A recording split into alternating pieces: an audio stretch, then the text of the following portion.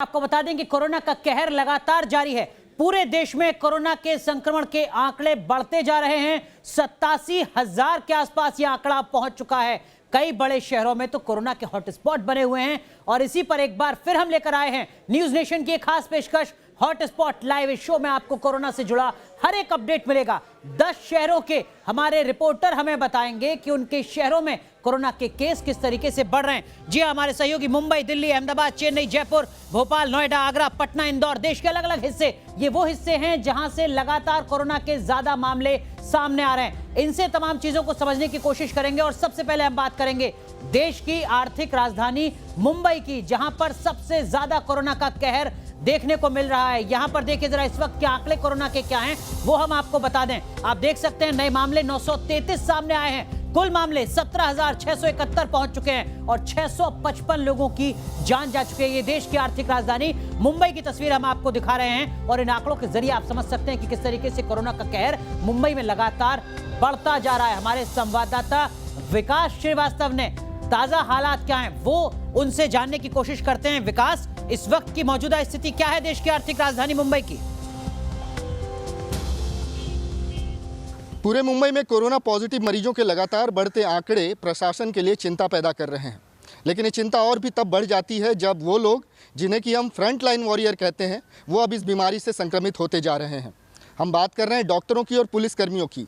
आज सवेरे ही मुंबई के साहू नगर पुलिस स्टेशन में कार्यरत assistant sub inspector Amol Kulkarni की कोरोना से मौत की खबर आई और इस मौत के साथ ही समूचे महाराष्ट्र में कोरोना से मरने वाले पुलिसकर्मियों का आंकड़ा 10 पहुंच गया है।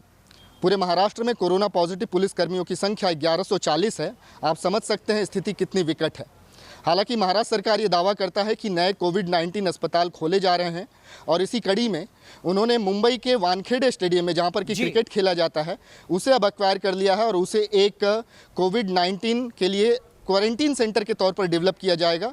इसके अलावा मुंबई के बीकेसी में भी, नेस्को में भी और वर्ली में भी डेडिकेटेड कोविड-19 क्वारंटीन सेंटर बनाए जा रहे हैं।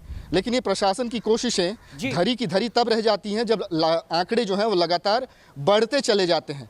कुल मिलाकर ठाकरे सरकार की ये कोशिशें मानो ऐसी लग रही हैं जैसे आग लगने पर इस सरकार ने कुआं खोदने का काम शुरू किया है। बिल्कुल, और यही वजह है विकास जिसके चलते उद्धव सरकार पर सवाल खड़े हो रहे हैं। लेकिन बात सिर्फ मुंबई की नहीं है। देश की आर्थिक राजधानी मुंबई की तरह देश की राजधानी दिल्ली में भी कोरोना वायरस ने लोगों को बेदम कर रखा है।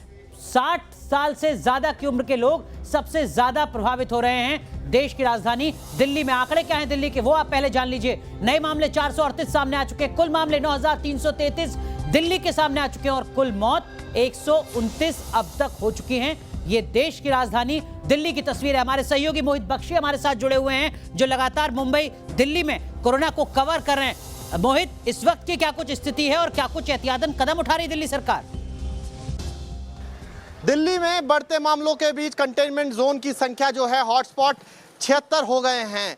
इस बीच हम आपको बता दें कि दिल्ली से पलायन जो है मजदूरों का वो लगातार जारी है और हजारों की संख्या में रोजाना दिल्ली से मजदूर जो हैं वो अलग अलग जगहों पर जा रहे हैं। उस पर रोक पाने में दिल्ली सरकार कहीं ना कहीं नाकामयाब होती हुई दिख रही है क्योंकि इन मजदूरों में बेसब्री दिख रही है अपने घर पहुंचने की। अभी जो है सरकार वो इस मोड में नजर आ रही है कि ज़्यादा से ज़्यादा टेस्ट कराए जाएं और ये टेस्ट उन कंटेनमेंट जोन्स में कराए जा रहे हैं जहाँ पर अभी तक हॉटस्पॉट जिन्हें बनाया गया है, जिन्हें घोषित किया गया है। और जो मामले रोजाना बढ़ रहे हैं वो एक परेशानी सरकार के लिए खड़ी कर रहे हैं तो आम लोगों के लिए भी खड़ी कर रहे हैं क्योंकि अगर कंटेनमेंट जोन बढ़ते हैं तो फिर उन सारे कंटेनमेंट जोन में रियायत नहीं दी जाएगी। और दिल्ली में अभी ये कवायद चल रही है जो सुझाव दिल्ली से भेजे गए हैं केंद्र को ताकि उनको लॉकडाउन 4.0 में कुछ छूट मिल सके। और इसी की कोशिशों के बीच इस तरीके से जो ज्यादा नंबर बढ़ना है मरीजों का वो कहीं ना कहीं परेशानी का सबब बन रहा है। बिल्कुल मोहित बख्शी, ये अपने आप में बड़ी चुनौती है दिल्ली सरकार के सामने भी। लेकिन अब बात करेंगे गुजरात की। गुजरात का एक शहर अहमदाबाद लगातार मुश्किलें बढ़ा रहा है पूरे गुजरात की। आंकड़े क्या हैं गुजरात के वो भी हम आपको दिखाते हैं जिसके जरिए आप समझ सकते हैं कि स्थिति कितनी बिगड़ती जा रही है, भयावह होती जा रही है। जी हाँ, ये अहमदाबाद के आंकड़े जरा देख लीजिए। अगर आप गुजरात में रहते हैं तो आप अहमदाबाद के आंकड़ों के जरिए समझ सकते हैं कि किस तरीके से कोरोना मुश्किलें गुजरात में भी बढ़ा रहा है। नए मामले 261 सामने आ चुके हैं, 7,171 कुल मामले। अकेले अहमदाबाद के हैं। कुल मौत 479 सामने आ चुकी हैं। और अब क्या कर रही है राज्य सरकार इन आंकड़ों को कम करने के लिए, समझने की कोशिश करते हैं। हमारे सहयोगी पूरब पटेल हमारे साथ अहमदाबाद से जुड़ रहे हैं। पूरब, क्या कुछ तैयारियां? गुजरात में कोरोना का आंकड़ा 10,000 से करीब पहुंच चुका है और मरने वालों की संख्या 607 हो चुकी है। लेकिन अहमदाबाद के जो आंकड़े हैं वो सरकार के लिए काफ़ी चिंताजनक आंकड़े हैं, क्योंकि अहमदाबाद की बात की जाए तो अहमदाबाद में कोरोना के मरीज़ 7,171 है और मरने वालों की संख्या 479 है। पिछले 24 घंटों की बात की जाए तो अहमदाबाद में 261 मामले सामने आए हैं और 14 लोगों की मौत हुई है। सरकार के लिए भी परेशानी की वजह अहमदाबाद बना हुआ है, क्योंकि लगातार अहमदाबाद में जो है वो कोरोना के आंकड़े रुक नहीं रहे हैं और सरकार की चिंता भी है वो धीरे धीरे बढ़ रही है। सरकार के लिए फ़िलहाल 2 चुनौती है अहमदाबाद के लिए। एक तो कोरोना के आंकड़ों को काबू में लाना है और दूसरी लोगों का जो जीवन है वो सामान्य करना है।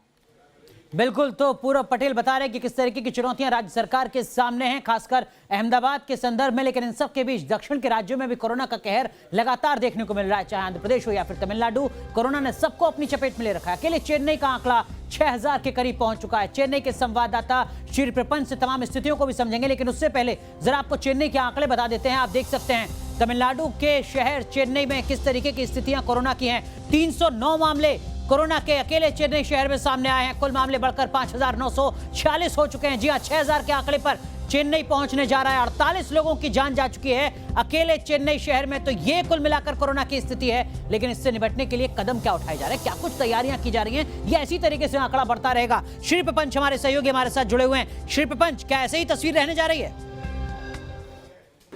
तमिलनाडु के सबसे बड़े कोविड हॉटस्पॉट चेन्नई में है। तमिलनाडु के आधे से ज़्यादा केसेस चेन्नई में पाए जाते हैं, मगर पिछले 10 दिन में बढ़ोतरी देखी जा रही थी। कल पिछले 24 घंटे में कोविड केसेस की संख्या यहाँ पे घट चुकी है। ये एक राहत देने वाली बात है। जितने रिपैट्रिएट्स बाहरी देशों से आ रहे हैं और जितने लोग बाहरी राज्यों से आ रहे हैं उन सबको यहाँ पे कंपलसरी क्वारंटाइन में रखा गया है।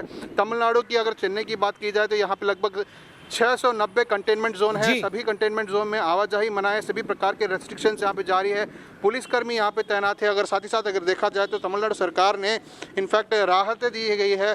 ऑरेंज और ग्रीन जोन के लिए राहतें दी गई है। और इनफैक्ट आज से अगर देखा जाए तो यहाँ पे शराब के ठेके भी खोल दिए गए हैं। और साथ ही साथ हम कह सकते हैं कि फैक्ट्रीज में इनफैक्ट 50% ऑफ वर्कर्स आने की अनुमति है। तो देख सकते हैं कि यहाँ पे कई सारे मेजर्स यहाँ पे तमिलनाडु सरकार कर रही है और साथ ही साथ कंटेनमेंट के लिए पूरी कोशिश कर रही है और नंबर्स घटाने की कोशिश यहाँ पे जारी है। बिल्कुल, तो श्री प्रपंच बता रहे हैं चेन्नई का हाल। लेकिन अब बात करेंगे राजस्थान के जयपुर शहर की, जो कोरोना का एपिक सेंटर बनता जा रहा है। जयपुर जेल में भी आज 116 कैदियों के संक्रमित होने की वजह से कोरोना का विस्फोट हो गया। इससे पहले भी जिला जेल के अधीक्षक और 10 बंदी कोरोना पॉजिटिव पाए गए थे। हम बात कर रहे हैं राजस्थान की। कुल मिलाकर जयपुर के आंकड़े किस तरीके के हैं ये आपको दिखाते हैं और उसके बाद अपने सहयोगी लाल सिंह फौजदार से सूरते हाल हम आपको समझाएंगे। हमारे सहयोगी लाल सिंह फौजदार भी हमारे साथ जुड़ेंगे, उनसे भी तमाम चीजों को समझने की कोशिश करेंगे किस तरीके के कदम राजस्थान में उठाए जा रहे हैं। लाल सिंह फौजदार, बताइए जरा किस तरीके की स्थिति? जयपुर हिंदुस्तान में आज भी हॉट स्पॉट बना हुआ है। लगातार कोरोना पॉजिटिव मरीजों की संख्या बढ़ रही है तो वहीं मौत का ग्राफ भी बढ़ रहा है। लेकिन फिलहाल खतरे की घंटी 4 दीवारी से निकलकर अब बाहर के इलाकों में फैल रही है। कोरोना तेजी से जयपुर में अपने पैर पसार रहा है। जयपुर की 100 कॉलोनियों में अभी भी पाबंदी लगी हुई है। कमिश्नरेट के 60 थाना क्षेत्रों में से करीब 45 थाना क्षेत्र ऐसे हैं जहां कर्फ्यू लगा हुआ है। किसी भी तरह की लापरवाही अब न केवल जयपुर के लिए बल्कि प्रदेश के लिए भारी पड़ सकती है। तो लाल सिंह फौजदार ने बताया जयपुर का सूरत हाल। लेकिन अब बात करते हैं देश के दिल मध्य प्रदेश की, और मध्य प्रदेश की राजधानी भोपाल, जहां पर लगातार हॉटस्पॉट सामने आ रहे हैं। कोरोना की स्थिति लगातार बिगड़ती जा रही है। भोपाल की क्या स्थिति है जरा आप आंकड़ों के जरिए आप देख सकते हैं। देखिए जरा, भोपाल में नए मामले 42 सामने आए हैं, राहत की बात है। कुल मामले 976 हैं। देश के बाकी हिस्सों के मुकाबले भोपाल में स्थितियां फिर भी सामान्य, खासकर इंदौर के मुकाबले भी। कुल मौत 35 हो चुकी हैं। हम भोपाल की तस्वीर आपको दिखा रहे हैं और भोपाल में कदम किस तरीके के उठाए जा रहे हैं, क्या कुछ तैयारियां हैं, क्या कुछ कदम भोपाल के हैं, ये हम अपने सहयोगी से समझने की कोशिश करते हैं। शुभम गुप्ता हमारे साथ जुड़ रहे हैं। शुभम, क्या कुछ तैयारियां? मध्य प्रदेश में 4700 से ज़्यादा कोरोना के मामले सामने आ चुके हैं और ख़ास तौर पर अगर आप मध्य प्रदेश की राजधानी भोपाल की बात करते हैं तो जहांगीराबाद एक प्रमुख हॉटस्पॉट है जहां पर सबसे ज़्यादा मामले कोरोना के सामने आ रहे हैं। अगर आप भोपाल की बात करें तो दूसरे जो इलाके हैं जो कि हॉटस्पॉट्स वाले इलाके नहीं हैं उसे लॉकडाउन 4 में खोलने की बात मुख्यमंत्री शिवराज सिंह चौहान की ओर से की गई है। फिलहाल सबसे डेंजरस अगर कोई इलाका इस वक्त राजधानी भोपाल में है तो वो जहांगीराबाद है। आबादी की बात करते हैं तकरीबन 1.5 लाख आबादी है। 10,000 लोगों का हेल्थ सर्वे किया गया है, 4,000 से ज़्यादा सैंपल्स लिए गए हैं और अब भी ये सिलसिला रोज़ाना ही जारी है। बिल्कुल, तो भोपाल का जहांगीराबाद लगातार मुश्किलें बढ़ा रहा है पूरे मध्य प्रदेश की। अब बात करते हैं दिल्ली से सटे नोएडा की, जहां कोरोना से आज 61 साल के एक बुजुर्ग की मौत हो गई। वहीं खोड़ा कॉलोनी में भी मुंबई के धारावी की तरह ही कोरोना विस्फोट हो रहा है। खोड़ा की 40 गलियां सील की जा चुकी हैं। हमारे सहयोगी मनीष चौरसिया हमारे साथ जुड़ेंगे, उनसे भी हम तमाम चीजों को समझने की कोशिश करेंगे। लेकिन उससे पहले जरा नोएडा के आंकड़े आप एक बार देख लीजिए। नोएडा के आंकड़े भी परेशान कर रहे हैं लगातार जिला प्रशासन को, राज्य सरकार को। एक नया मामला सामने आया है, आज राहत की बात है नोएडा से। कुल मामले 243 अब तक सामने आ चुके हैं। ये सिर्फ नोएडा के आंकड़े हैं। कुल मौत 5 हो चुकी हैं। यहां पर खोड़ा के आंकड़े नहीं है क्योंकि खोड़ा गाजियाबाद का हिस्सा है, नोएडा का हिस्सा नहीं है, लेकिन उसकी सीमा नोएडा से मिलती है। यह भी समझना जरूरी है क्योंकि खोड़ा लगातार मुश्किलें बढ़ा रहा है। मनीष चौरसिया हमारे सहयोगी हमारे साथ जुड़ रहे हैं। मनीष, क्या कुछ तैयारियां नोएडा जिला प्रशासन की तरफ से? नोएडा में भी लगातार कोरोना मरीजों की संख्या बढ़ती जा रही है। टोटल हम संख्या की बात करें तो अब तक 242 लोग पॉजिटिव पाए गए हैं और इन बढ़ती हुई संख्या के साथ ही नोएडा में हॉट स्पॉट यानी कि कंटेनमेंट जोन की संख्या भी लगातार बढ़ती जा रही है। हालांकि कंटेनमेंट जोन को पूरे नोएडा में 2 कैटेगरीज में बांटा गया है, कैटेगरी 1, कैटेगरी 2। कैटेगरी 1 वो जगह है जहां पर अब तक 1 मरीज़ मिला है और कैटेगरी 2 वो जगह मानी गई है जहां पर 1 से ज़्यादा मरीज़ मिले हैं। सभी कंटेनमेंट जोन के बाहर इस तरह से आप देखिए कि बल्ली लगा दी जाती है, उसे पूरी तरह से सील कर दिया जाता है, पुलिस की बैरिकेडिंग होती है। फ्रूट्स, सब्जी, दूध और बाकी जो भी ज़रूरी सामान है वो सब यहाँ देने के लिए अथॉरिटी की गाड़ियाँ पहुँचती हैं। इसके अलावा भी तमाम सुविधाएं यहाँ पर दी गई हैं।